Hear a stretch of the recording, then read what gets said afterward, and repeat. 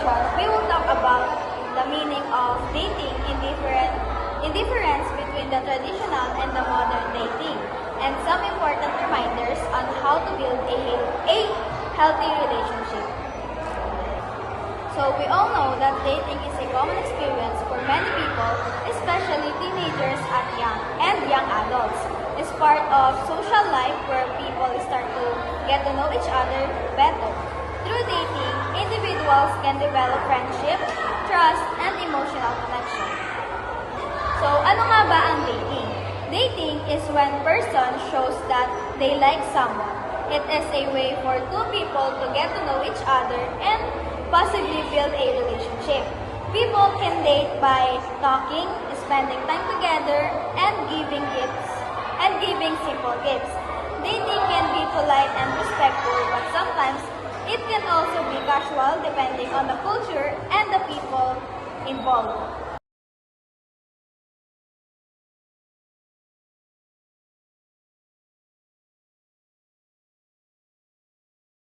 So when we say traditional dating on the other hand, it involves the personal connection or the chances to meet your potential partner through face-to-face, and it involves the family's approval for seriousness and for the sincerity of the man. And then in traditional dating, the common activities that na ginagawa noon is yung serenading or panghaharana under the girl's window, and then a small gift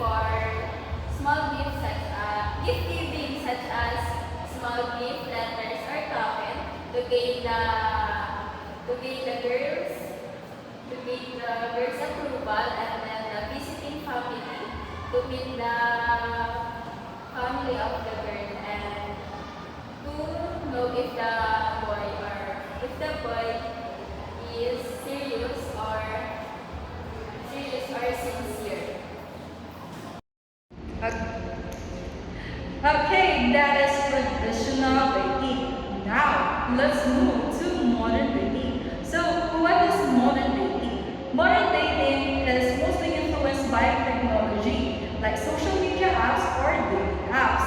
It usually happens through work, school, or where people can easily meet and communicate online. In comparison to traditional dating, it involves formal courtship, family involvement, and clear intention. And now, next is the advantages of modern dating. Okay, the advantages of this is convenience, and we can meet a lot of new other people. We have the choice, we have the freedom of choice to meet and get to know other people. And next naman po is disadvantages. So, what are the disadvantages? So, the disadvantages of this, the relationship becomes unserious, it involves ghosting, and it becomes short-term. Bakit naman po? Let's go back to this sa advantages. So, sa advantages, sabi ko nga po, we can meet other people. Not just one, not just two, but a lot of people. Dahil doon nagkakaroon tayo ng maraming options. Kaya po, ngayon, in this generation, nagkakaroon na po ng short-term relationship, unserious relationship, and it involves ghosting. Because sometimes, yung ibang tao, they believe that there's someone better than this current person that they have been dealing with. Okay? Ganun po yung modern dating. And it's just sometimes. And that's all. Thank you. So moving on to the techniques of dating. So first thing first, we must maintain respect. Always be polite and be kind. So especially you're in a dating era, so you must both respect each other. Especially kung ikaw ay nasa first courtship stage pa lang, so you must always respect one another. Especially kapag pupunta tayo sa family ng ating nililigawan, of course, we must maintain respect. Ika nga nila ng mga matatanda, kapag mayroon tayo, pag pupunta tayo sa kanilang bahay, lagi tayong nagmamano, lagi tayong nangungupo sa mga matatanda, especially dun sa magulang nililigawan natin. And that's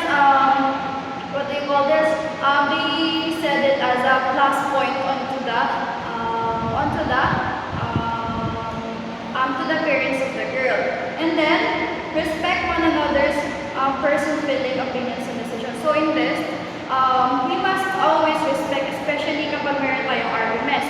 So syempre, may minsan tayo mga, yung minsan hindi pagkakaintindihan. So in this, we must always respect one another para masolusyonan natin yung ating small problem and misunderstanding. And then, do not force someone if they are not comfortable. So kapag hindi komportable yung isa, so huwag natin ipilit, especially kapag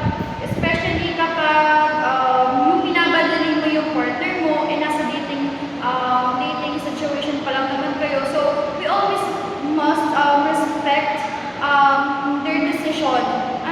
Kasi hindi natin napapakita na may respect tayo sa partner natin kapag wala tayong respect to one another. And that's the most important thing in a relationship, especially in dating. Kasi kapag dating, dun yung pinikilala yung isa't isa.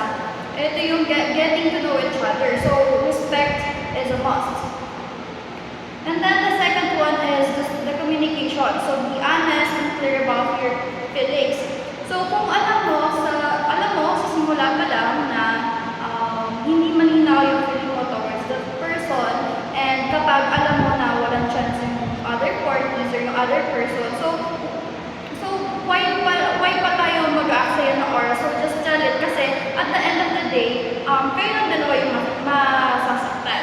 So always tell to your partner what your feeling is. Communication, ika nila, communication is the key. And then listen carefully when other person is talking. So isa din to sa pinakamahalaga sa communication, which it symbolizes respect and communication. So kapag mayroon nagsasalita, we must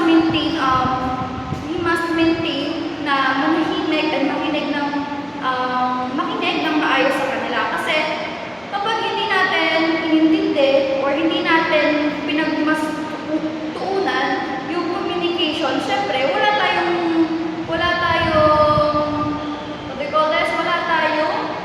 patutunguhan. Especially kapag hindi kayo nagkaroon ng maayos na communication, of course, it will lead into a misunderstanding. And then the next one is avoid misunderstanding by asking and explaining properly. And then moving on to the third, which is the confidence. Be yourself and show confidence, but do not be arrogant. So in a relationship, mahalaga talaga yung confidence. And then sa confidence mo, mas lalo mong nai-impress yung sarili mo towards to the person that you're dating. Especially, dapat pinapakita natin yung totoong sarili natin towards that person. Hindi naman pwede na nasa relationship tayo, tapos hindi naman pala ganun yung ugali natin. And that's a bad thing. And huwag mo babaguhin, huwag mo i-force yourself mo to change yourself just for one person. Just be confident on who you are, and then that someone person will accept you if he is or she truly loves you. And then the next one is confidence helps to express your feelings better. So ika ko nga kanina, kapag meron kang confidence, mas lalo mong na-i-express yung sarili mo sa taong nililigawan mo or in your relationship. And then the next one is the patient. Do not rush the relationship. So in a relationship, patient is a must. So we must not force someone to rush in a relationship. Kasi pag minadali natin yung relationship natin towards that person, it will lead into a misunderstanding kasi nga minadali nyo. Hindi nyo naman pala gusto yung isa't isa, pero minadali mo, pinilit mo siya na pumasok sa relationship na hindi pa siya handa. So we must always maintain patience. So in this also, kapag finors mo yung someone to be in a relationship, possible din na hindi kayo magtagal, magkaroon kayo ng sakitan, miscommunications, or even hurt each other's feelings. So patience is a must. Then also, good relationships take time to grow. So in dating, relationship, time din naman talaga. So, if sa tingin nyo, if yung relationship nyo is not in a healthy relationship, so take time. Take time, be patient, ayon din ang panahon, and mag-grow kayo together if you have understanding, respect, and confidence na sa sarili nyo and binibigay nyo yung trust na meron kayo sa partner nyo. And that's the good thing about techniques in dating. And we must always follow those important things when it comes to dating. And that's the techniques in dating. Then, the number 5 is effort.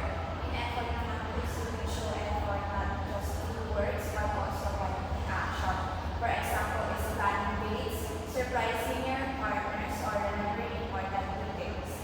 Because sabi nga po nila, small things matters the most. Number 6 naman po is honesty. Be truthful about your intentions. Avoid pretending to be someone you are not. And then, honesty will trust in your relationship. For example, may sinabi ka sa partner mo na ganito ka, ganyan ka, pero ang totoo naman ay hindi. Ang tendency niya is mawawala ng tiwala ang inyong partner.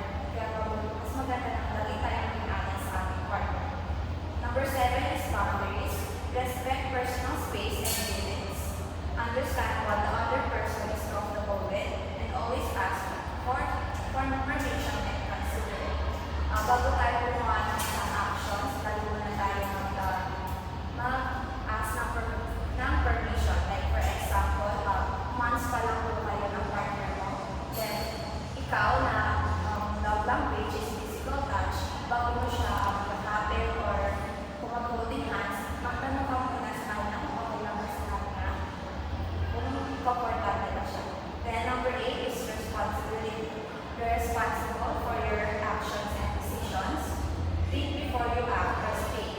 Dating is not just about fun, but also being mature. For example naman ito is, meron kayo hindi magkakakuha ng iyong partner, huwag niyong hahayaan lang, be responsible with your actions and isip muna kung makakasakit ba ito or okay na ba ito yung action na gagawin mo o yung sasabihin mo. Number 9 is good manners. So, respect to the person and to their families. Show respect all good times.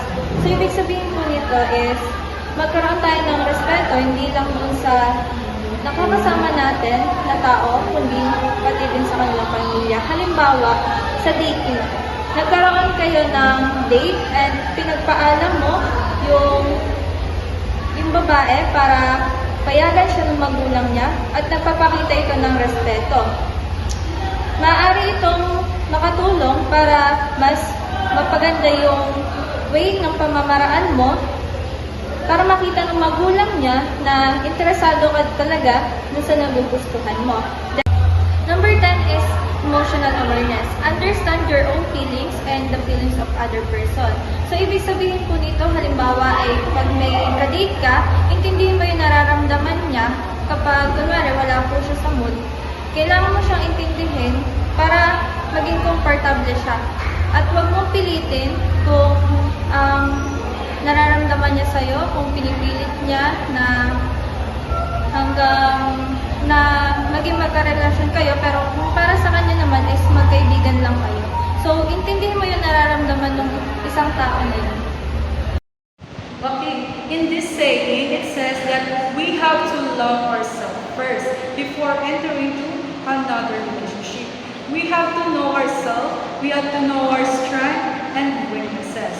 So we can know when to set boundaries and to respect other people and also to respect ourselves. And the most important thing is we have to be secure to ourselves and to love ourselves. That is our recording for dating, and thank you very much for listening.